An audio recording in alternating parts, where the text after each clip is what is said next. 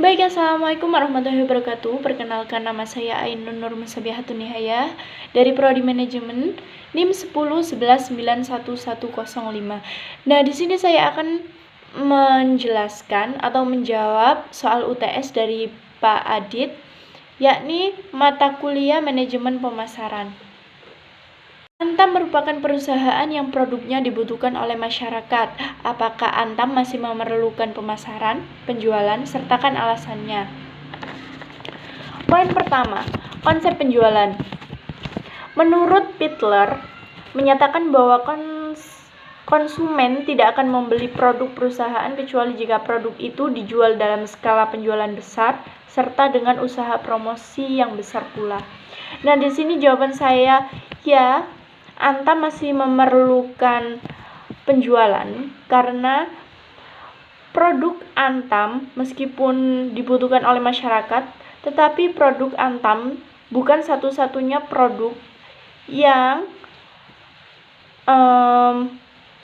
memproduksi produk-produk yang dibutuhkan oleh masyarakat, tetapi Antam merupakan salah satu perusahaan yang memproduksi produk-produk yang dibutuhkan oleh masyarakat.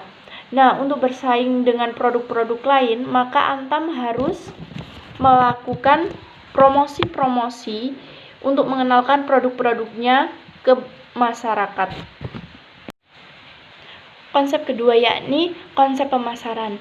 Pitler menyatakan bahwa pencapaian tujuan organisasi tergantung pada pengetahuan akan kebutuhan dan keinginan target pasar dan memberikan kepuasan yang diinginkan dengan lebih baik dari pesaing.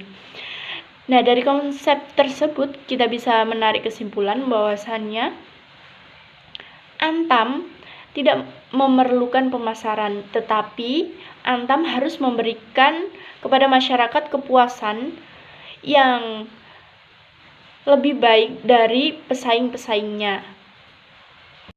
Yang kedua, strategi pemasaran Divert agar bisa bersaing di belantara otomotif di Indonesia.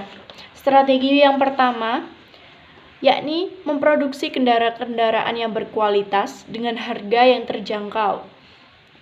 Yang kedua, membuat jaringan dealer yang luas dari daerah-daerah di seluruh Indonesia tanpa terkecuali daerah-daerah pelosok di Indonesia. Yang ketiga, memberikan layanan-layanan yang memudahkan konsumen untuk mendapatkan produk tersebut. Yang ketiga, nah di sini saya akan bercerita mengenai McD. McD adalah salah satu tempat makanan yang ada di Indonesia yang cukup terkenal. Nah, awal mula didirikannya McD di Indonesia hanya memiliki beberapa jenis makanan seperti hamburger dan kentang goreng. Nah, seiring berjalannya waktu, McD melakukan riset pasar dengan mencermati bagaimana pola makan warga Indonesia. Nah, dengan riset pasar ini, McD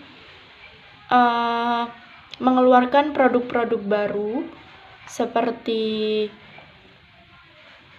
French fries chicken dan makanan berat lainnya yang mengikuti makanan-makanan pokok yang ada di Indonesia. Yang keempat, riset pasar. Riset pasar sangatlah penting. Di sini saya akan bercerita mengenai UMKM yang ada di Yogyakarta, yakni UMKM yang memproduksi keripik tempe sagu. Nah, keripik tempe sagu ini diproduksi di Bantul, Yogyakarta, dan setiap harinya hanya bisa menjual 4 kg. Nah, ini sebelum melakukan riset pasar. Setelah melakukan riset pasar dengan menentukan targetnya, dengan menentukan pasarnya, keripik tempe sagu ini bisa menjual puluhan kilogram setiap harinya dengan menjadi jajanan oleh-oleh yang khas di Yogyakarta. Yang kelima, analisis kepuasan pelanggan, yakni ada 5 cara. Yang pertama, kotak saran, analisis pelanggan, ghost shopper, dan yang terakhir adalah customer analysis. Keenam, nah di sini saya akan menjelaskan produk yang akan saya buat. Nah, produk saya adalah nasi goreng buah naga. Nah, untuk segmennya, yakni berfokus kepada masyarakat Gresik sendiri. Buat targeting adalah semua kalangan, yakni dari kalangan masyarakat menengah ke bawah sampai menengah ke atas.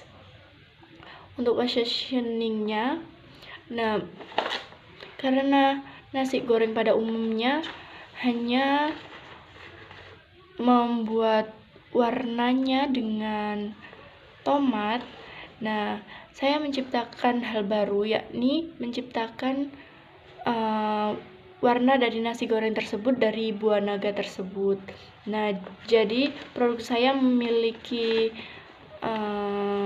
ciri khas tersendiri, yakni saus yang terbuat dari buah naga. Yang ketujuh adalah bagaimana cara membuat brand equity, yakni yang pertama, membuat nama merek yang mudah diingat oleh kalangan masyarakat. Yang kedua, menentukan nilai dari brand, yakni membuat citra yang baik yang nantinya akan menggiring loyalitas pelanggan. Yang ketiga, menciptakan persepsi pelanggan yang positif. Dan yang terakhir adalah membangun ikatan yang baik dengan semua pelanggan.